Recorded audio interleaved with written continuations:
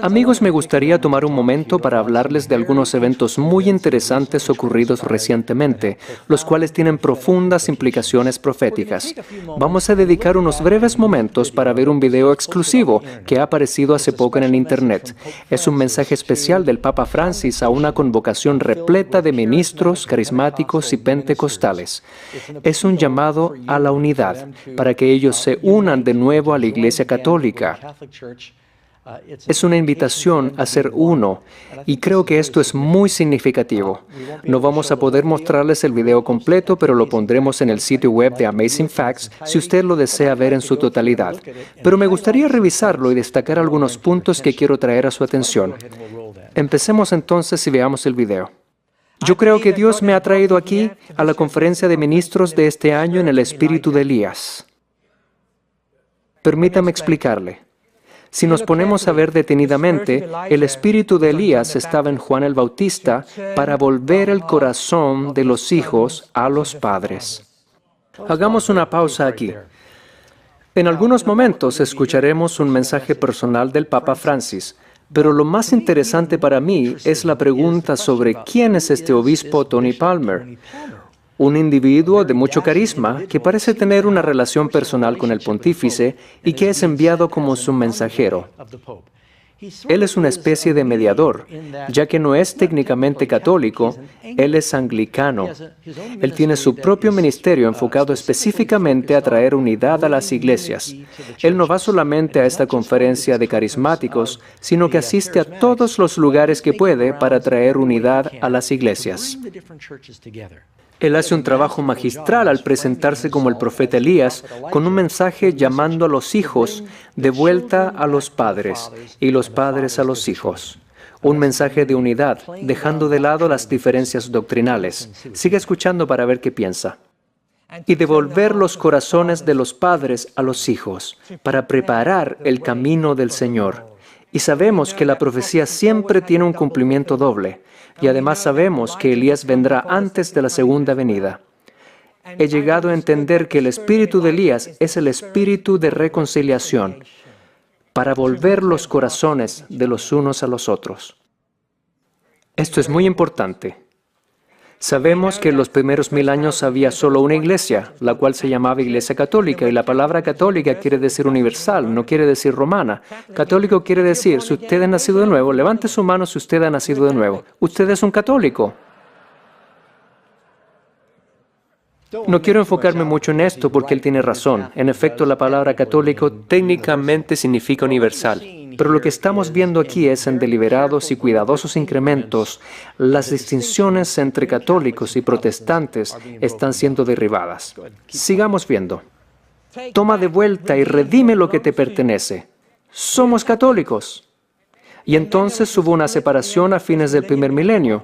Teníamos los ortodoxos este y de oeste, 2 iglesias. 500 años más tarde apareció Lutero y su protesta. 3 iglesias en 1500 años. 3 denominaciones, no 3 iglesias. Y luego, desde la protesta de Lutero en adelante, 33.000 nuevas denominaciones. Ustedes ven lo que está pasando aquí, amigos. Él menciona la protesta de Lutero en vez de ser el movimiento protestante o la reforma protestante. Es como si se dijera que esta es una rebelión o protesta de un cura descontento, pero este en realidad era un movimiento basado en muchas diferencias teológicas. Sigamos adelante con el video. He llegado a entender que la diversidad es divina. Es la división lo que es diabólico. Yo no sé si captaron eso, amigos, pero lo que dijo es muy significativo y a la vez inquietante. La diversidad es maravillosa, es divina, pero la división es diabólica. Evidentemente, eso no es verdad. No toda división es diabólica. La Biblia nos enseña que la palabra de Dios divide. Es más aguda que cualquier espada de 2 filos. Jesús dijo, yo no he venido a traer paz, sino espada. Pablo nos dice que debemos salir y separarnos. Y cuando los apóstoles en su tiempo se pusieron de parte de la verdad, se produjo una división entre ellos y la gran iglesia. Asimismo, en los últimos días, cuando tomemos una postura por parte de la verdad, seremos llamados no solamente divisores, vamos a ser llamados diabólicos. Es verdad lo que se dijo acerca de la gloria, y estoy de acuerdo. Por supuesto que es cierto. La gloria que el Padre tenía fue dada a Jesús. La gloria era la presencia de Dios. ¿Qué es la renovación carismática? Es cuando experimentamos la presencia de Dios. Y Él dijo, y les doy la gloria, razón pragmática, para que sean uno. Es la gloria lo que nos une, no las doctrinas. Él dijo, es la gloria lo que nos une, no las doctrinas. Bueno, no sé si mencioné anteriormente que el obispo Tony Palmer es también un carismático. Él habla en lenguas y apoya eso. Y el movimiento carismático es un movimiento muy interesante, el cual es realmente una forma de espiritismo que se está introduciendo en la iglesia cristiana. De hecho, se hace más énfasis en el espíritu que en la doctrina. Una cosa más que me gustaría añadir ahora, que estamos hablando sobre quién es Tony Palmer. Él le dijo a la multitud, cuando mi esposa vio que podía ser católica y carismática y evangélica y pentecostal y que esto era absolutamente aceptado por la Iglesia Católica, ella dijo que quería reconectar sus raíces con la cultura católica y así lo hizo. Así que no hay duda sobre cuál es su objetivo. Él dijo que su esposa creía que podía hacer todas estas cosas y reconectarse con la cultura católica. Este va a ser el objetivo, que todo el mundo cristiano se una y reconozca a la cultura católica. Es la gloria. Si usted acepta que Cristo vive en mí y que la presencia de Dios vive en mí y que la presencia de Dios está en usted, eso es todo lo que necesitamos, porque Dios resolverá todas las doctrinas cuando lleguemos arriba. No nos preocupemos de las doctrinas aquí. Resolveremos todas las doctrinas cuando lleguemos al cielo. Solo amémonos los unos a los otros mientras estamos aquí. Pero la doctrina es muy importante. Jesús dijo, conoceréis la verdad y la verdad os hará libres. Cuando Jesús predicó el Sermón del Monte, la gente se maravillaba de su doctrina. Por lo tanto, ¿qué haremos? ¿Eliminar el Sermón del Monte porque se supone que lo único que debemos es amarnos los unos a los otros? Después nos encargaremos de resolver las doctrinas. Este va a ser el tema que escucharemos una y otra vez. Escuchemos. Por lo tanto, la unidad cristiana es la base de nuestra credibilidad, porque Jesús dijo, hasta que sean uno, no creerán. Ellos no creerán como deberían hasta que seamos uno. La división destruye nuestra credibilidad. Es el miedo lo que los mantiene separados, porque miedo es falsa evidencia que parece ser real. Es una sigla, miedo, falsa evidencia que parece ser real, porque mucho de nuestro miedo está basado en propaganda. Lo que realmente estamos escuchando aquí es que las enseñanzas de la Reforma Protestante son propagandas que incitan al miedo y que por lo tanto es malo. No se preocupen de esta propaganda. Ok, sigamos. Ahora, ¿por qué esto es histórico? Porque en 1999, la Iglesia Católica y la Iglesia Protestante Luterana firmaron un acuerdo que dio fin a la protesta. Lutero creía que somos salvos por gracia a través de la fe, solamente. ¿Amén? Una pequeña corrección aquí. No fue solamente Lutero quien creía esto. Fueron decenas de miles de dedicados cristianos que querían volver a la Biblia. Huss lo creía, Wycliffe lo creía, Tyndale lo creía, todos los grandes reformadores lo creían. No fue solamente Lutero. Pero esto no es todo. La Iglesia Católica creía que somos salvos por obras. Y esa era la protesta. En 1999 escribieron esto juntos. Porque en la Iglesia protestante había mucha salvación barata. Habían conversiones, pero no se veían los frutos. Y porque ni siquiera buscábamos frutos, eso no era el problema. Porque eso no era necesario para ser salvo, y no lo es. Pero es un buen juez de que eres salvo. Entonces, ¿qué hicieron estas dos iglesias? Unieron esas dos definiciones. Escuche esto. Leo textualmente de la página web del Vaticano. Justificación significa que Cristo mismo es nuestra justicia, en la cual compartimos a través del Espíritu Santo conforme con la voluntad del Padre. Juntos nosotros, católicos y protestantes, luteranos, creemos y confesamos que por gracia solamente, en la fe y en los méritos salvíficos de Cristo, y no por algún mérito de nuestra parte, somos aceptados por Dios y recibimos el Espíritu Santo, el cual renueva nuestros corazones, capacitándonos y llamándonos a buenas obras. Bueno, esto podría sonar como si fuese solo la protesta de Lutero, pero Lutero no protestó en contra de una cosa. Él clavó 95 diferentes puntos de protesta en las puertas de la iglesia de Wittenberg. Esto está relacionado con solo uno de esos puntos. Este no es el único punto en cuestión. Y si usted notará, las palabras y el lenguaje usados en este acuerdo son complicadas y ambiguas, porque los católicos buscaban palabras con las cuales no tuviesen que renunciar a lo que creían en el pasado, o decir que algo estaba mal con sus doctrinas. Así que no tengo tiempo de discutir ese tema, pero no es exactamente lo que parece ser en la superficie. Esto puso fin a la protesta de Lutero. Hermanos y hermanas, la protesta de Lutero ha terminado. ¿Y la suya? En 1999, esto fue firmado por la Iglesia Luterana, la Federación Mundial. Luego de esto, cerca de 5 años más tarde, la Iglesia Metodista firmó el mismo acuerdo, pero hasta el día de hoy no hay ningún protestante evangélico que se levante y firme este acuerdo para concordar con nuestros hermanos y hermanas que somos salvos por gracia mediante la fe para buenas obras. Y creo que esto es algo que necesita ser corregido. Hagamos una pausa. Aquí él está realmente tirando el guante. Está diciendo que los luteranos ya firmaron este acuerdo que pone fin a la protesta de Lutero, y los metodistas ya firmaron este acuerdo.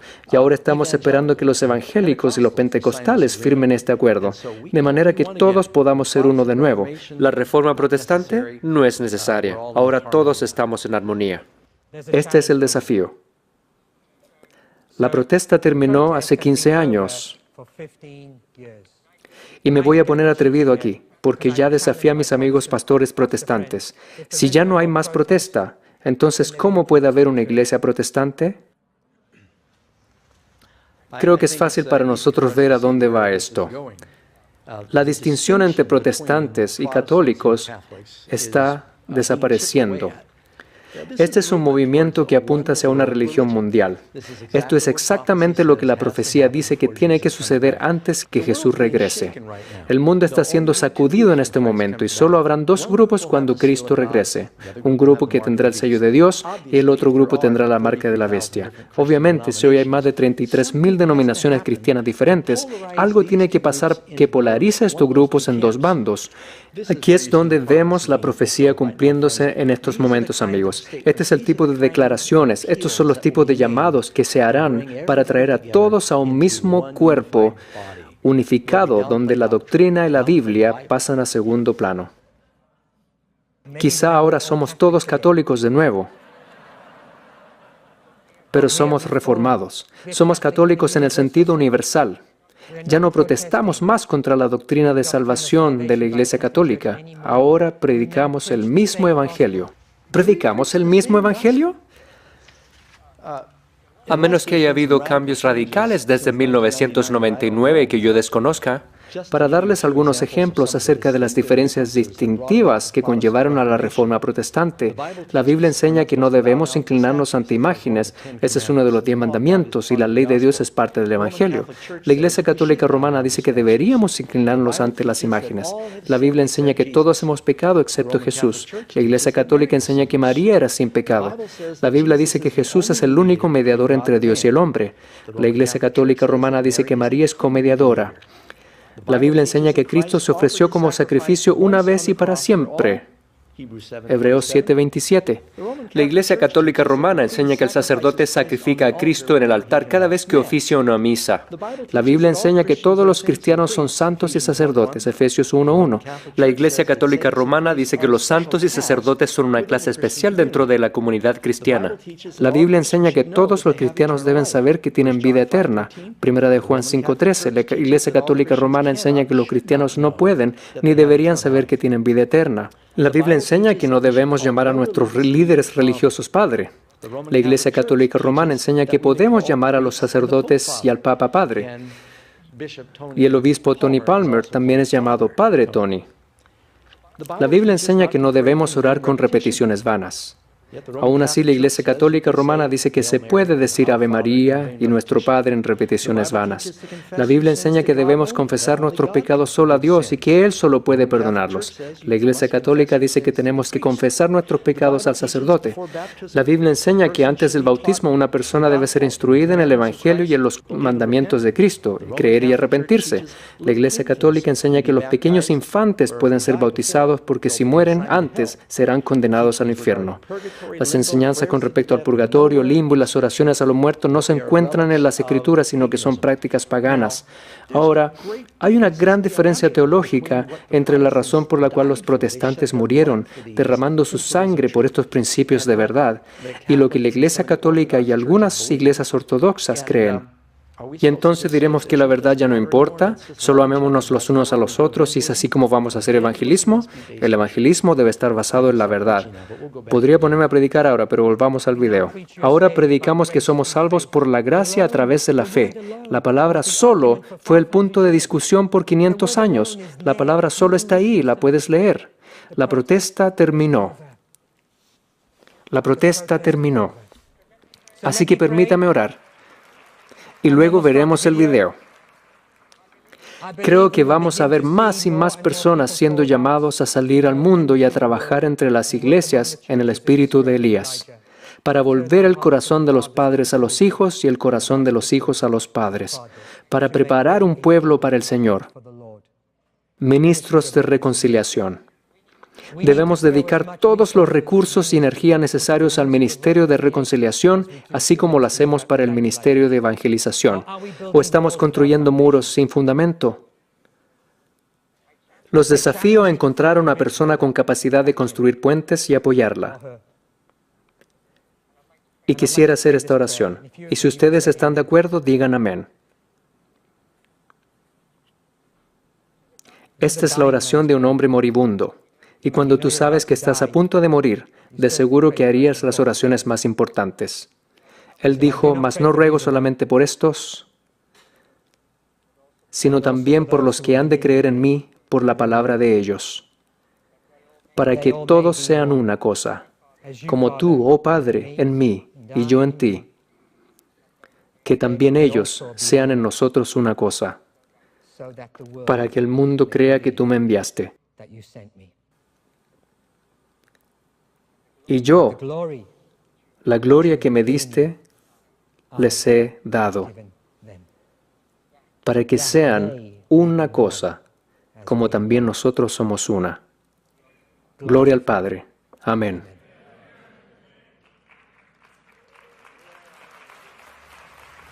Ok, parte de la oración de Jesús es, por supuesto, que ellos sean uno, que sean unidos. Pero también dice en el capítulo 17, versículo 17, santifícalos en tu verdad. Tu palabra es verdad. ¿Qué es lo que nos va a unir? Es el Espíritu de Dios.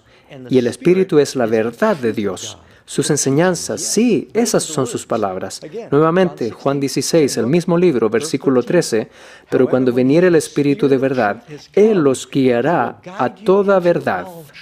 Es a través de la verdad que tendremos unidad. Es a través de las doctrinas. Eso es lo que nos unifica. A medida que nos acercamos más a la teología de la Biblia y a las doctrinas de verdad, nos unimos más en Cristo, porque Jesús es la palabra hecha carne. No se trata de acercarnos en un sentimiento de carisma o un sentimiento de gloria cuando somos bautizados con el don de lenguas. Eso no es lo que une a la iglesia. Eso no es la verdadera unidad. Hay muy pocas referencias a la palabra de Dios y a la verdad que nos hace libres en esto. Ahora creo que va a mostrar el segmento del Papa. Queridos hermanos y hermanas, discúlpenme porque hablo italiano y no estoy hablando inglés.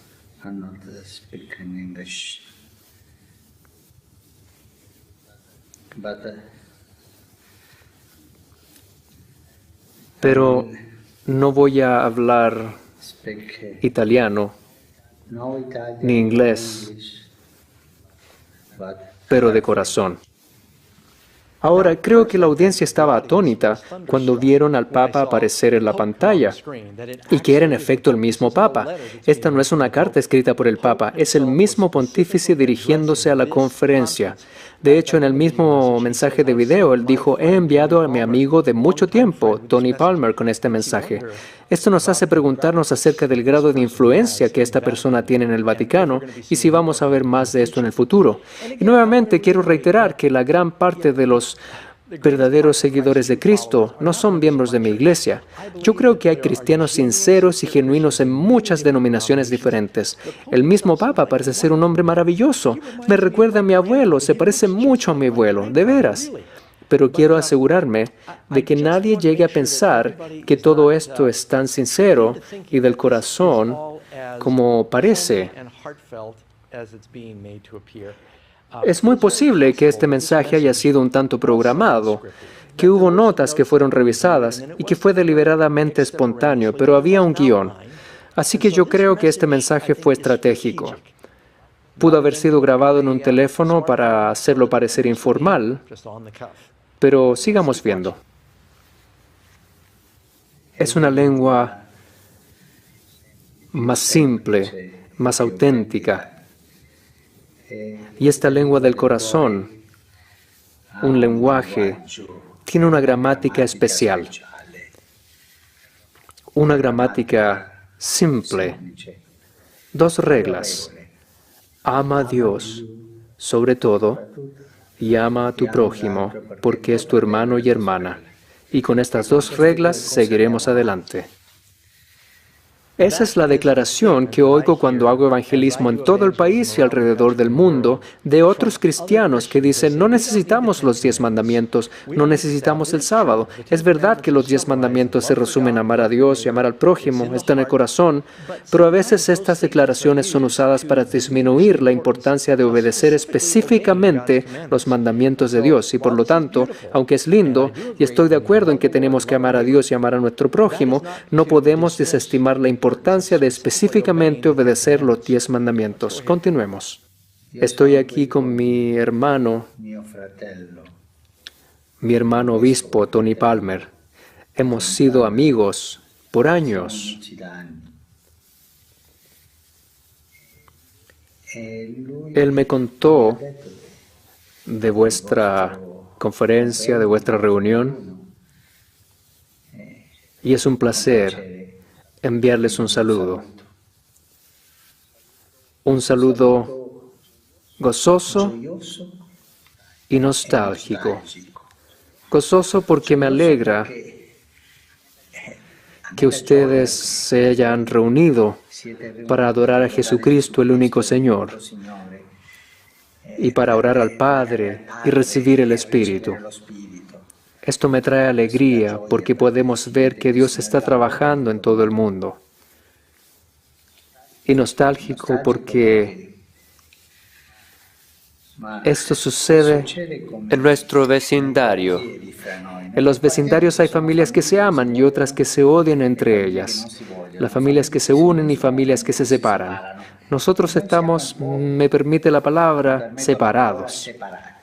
Aquí él está básicamente diciendo que los saludo con gozo, sabiendo que se están reuniendo para adorar a Jesús, pero también lo estoy haciendo con nostalgia o melancolía, como se traduciría en italiano, queriendo decir, veo hacia atrás aquellos días cuando éramos solo una familia, y el énfasis del mensaje es que necesitamos volver a ser una familia.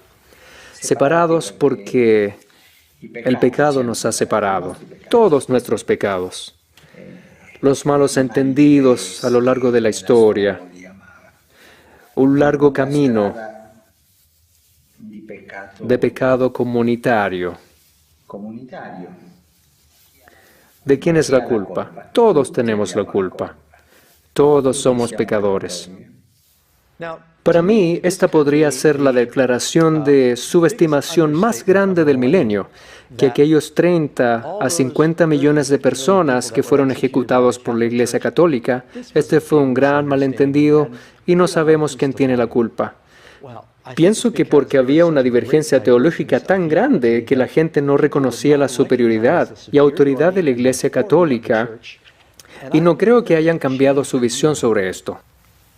Solo uno es justo, el Señor.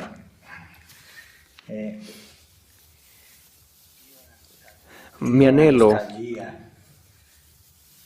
es que esta separación llegue a su fin y que haya comunión entre nosotros. Estoy anhelando ese abrazo del que habla la Santa Escritura, de cuando los hermanos de José se estaban muriendo de hambre, fueron a Egipto.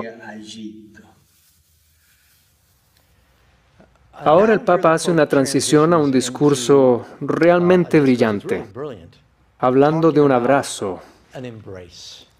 Y luego hace una referencia a la historia de José. Y mientras habla de la historia de José, quiero que entienda las imágenes que se están formando en la mente de los oyentes. Él se está identificando en la Iglesia Católica como José, quien fue malentendido y traicionado por sus hermanos. Pero sus hermanos comenzaron a pasar hambre por algo que solo José podía darles. Y entonces vinieron y finalmente se inclinaron ante José, y José terminó gobernando sobre ellos. Habían sido separados de su hermano, pero vinieron y le abrazaron al fin. José abrazó a sus hermanos y los perdonó por lo que habían hecho. Así que ustedes decidan mientras miran esta pequeña analogía, ¿quién es José en la historia? Fueron a comprar para poder comer.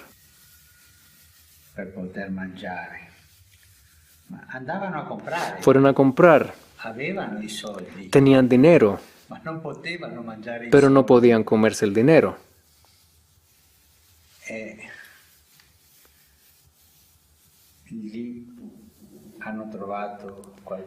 Pero ellos encontraron algo más que alimento.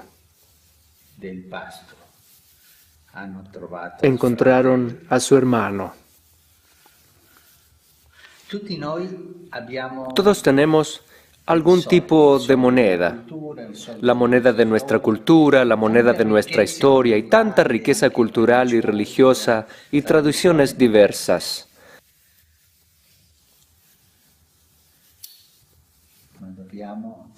Pero tenemos que encontrarnos como hermanos y tenemos que llorar juntos como lloró José, aquel llanto que une, el llanto del amor. Yo les hablo como hermano.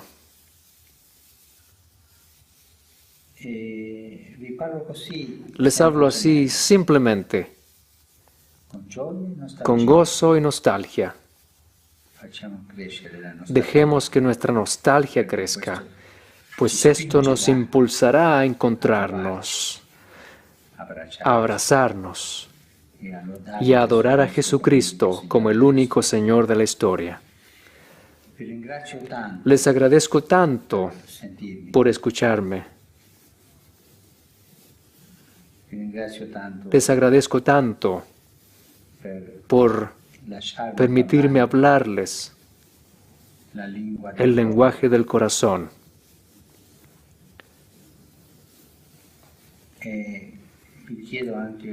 Y quiero pedirles un favor, que oren por mí, pues necesito sus oraciones y yo oraré por ustedes.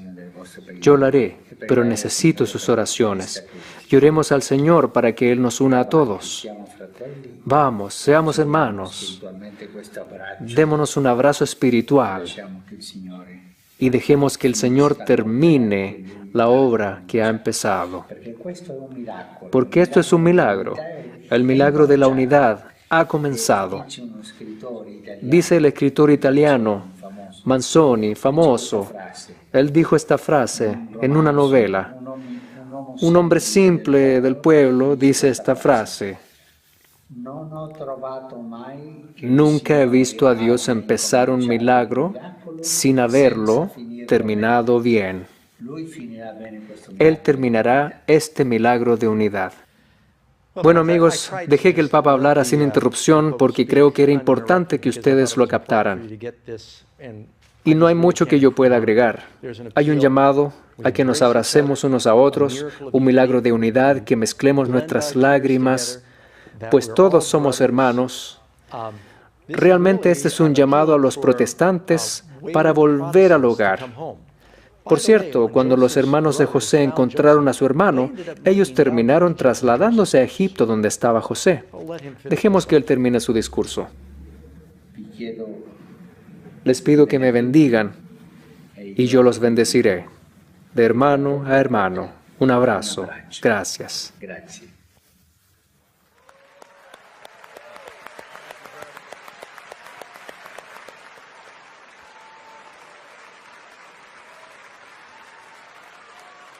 Oh, gloria, gloria, gloria. Tony, gracias, Señor. Vamos, el hombre pidió que oráramos por él. Oh, Padre.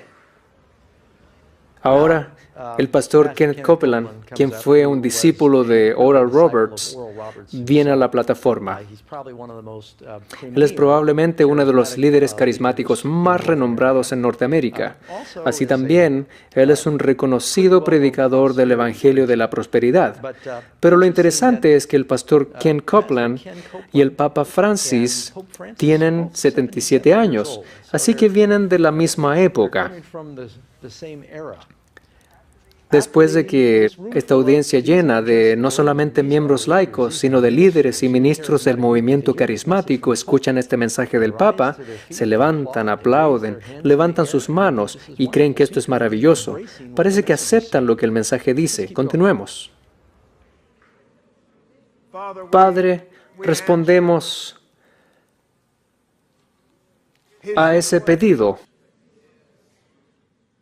Y como no sabemos orar como debiéramos por Él, solo nos queda estar de acuerdo con su búsqueda y con su corazón por la unidad del cuerpo de Cristo. Nos unimos en la unidad de nuestra fe. Aleluya. A mí me parece que él está de acuerdo con lo que el Papa ha dicho, que nos encontraremos en la unidad de nuestra fe. Solo quería resaltar ese punto. Continuemos. Así que, Padre, estamos aquí todos juntos y de acuerdo a la Escritura. Cuando no sabemos orar como deberíamos, oramos por Él en el Espíritu. Recibimos palabras en el Espíritu Santo. Recibimos oraciones de fe. Recibimos, Señor, recibimos palabras que no son nuestras.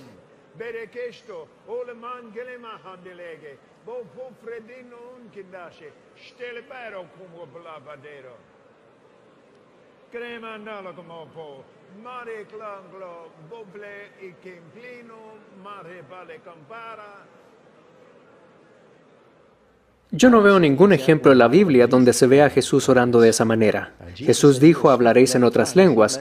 Lo que quiso decir es que a los discípulos se les daría la habilidad sobrenatural de hablar en lenguas que ellos no sabían o que no habían estudiado formalmente con el propósito de predicar el Evangelio a la gente que hablaba esas lenguas.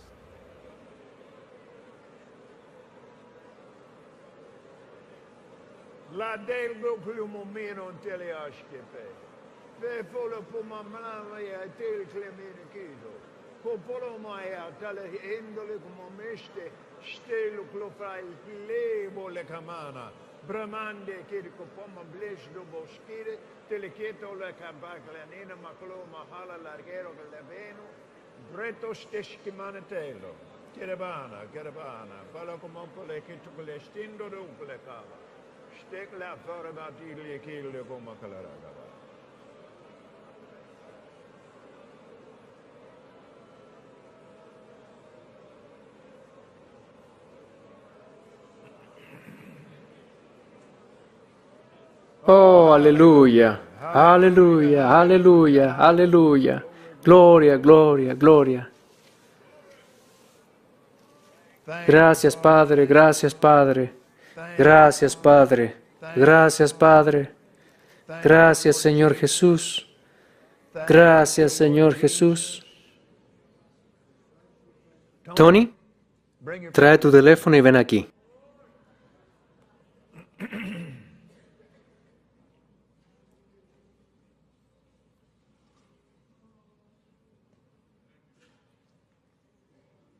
Quiero que grabes un video con un mensaje de respuesta. Sube aquí y hagámoslo de esta manera para que él pueda ver a toda la congregación. Así que esta es una brillante idea para propósitos de marketing.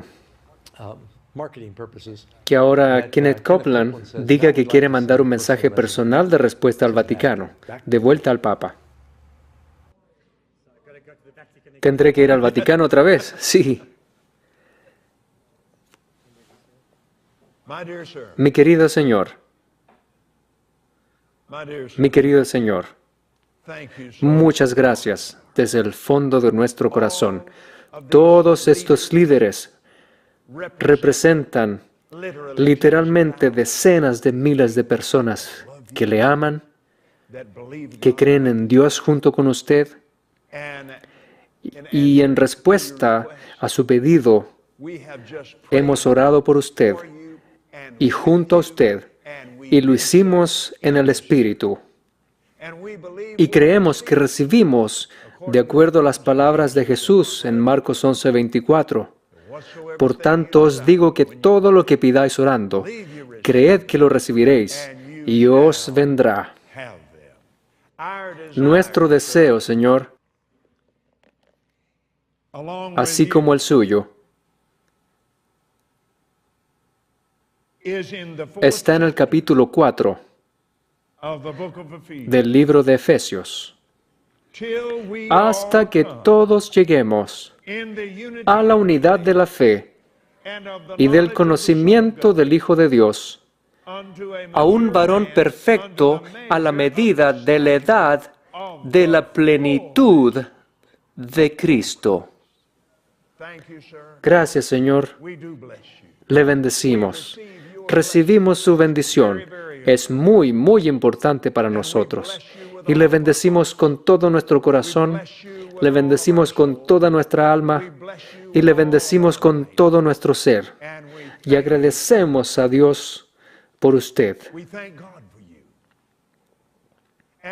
Y todos nosotros declaramos juntos: sea bendecido. Una vez más, todos juntos, sea bendecido. Amén. Amén. Amén. Amén. Amén. Amén.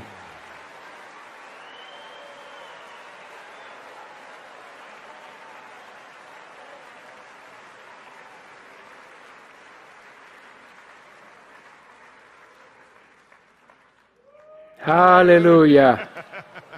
¿Quién vas a tener que venir al Vaticano? ¿Lo haré? Estoy disponible. Alabado sea Dios.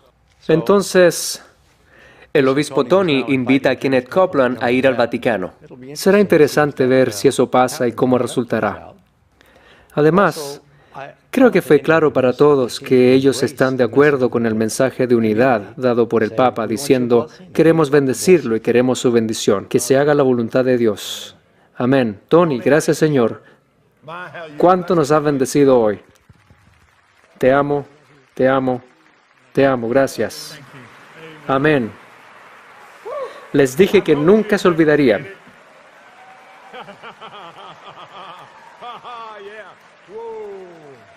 Les digo ahora mismo, el cielo está emocionado con esto.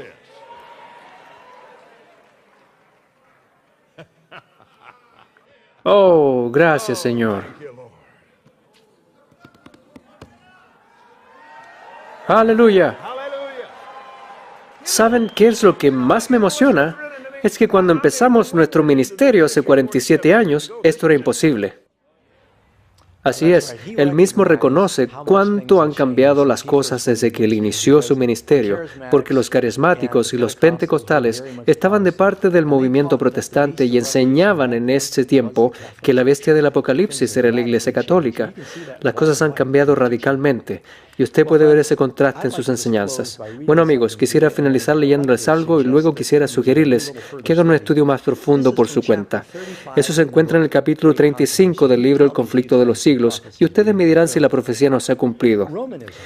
Los protestantes consideran al romanismo con más favor que años atrás. Los países donde no predomina y donde los partidarios del Papa siguen una política de conciliación para ganar influjo, se nota una indiferencia creciente respecto a las doctrinas que separan a las iglesias reformadas de la jerarquía papal.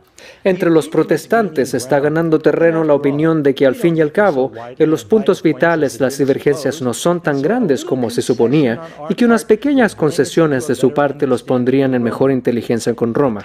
Tiempo hubo en que los protestantes estimaban altamente la libertad de conciencia adquirida a costa de tantos sacrificios, enseñaban a sus hijos a tener en aborrecimiento al papado y sostenían que tratar de congeniar con Roma equivaldría a traicionar la causa de Dios.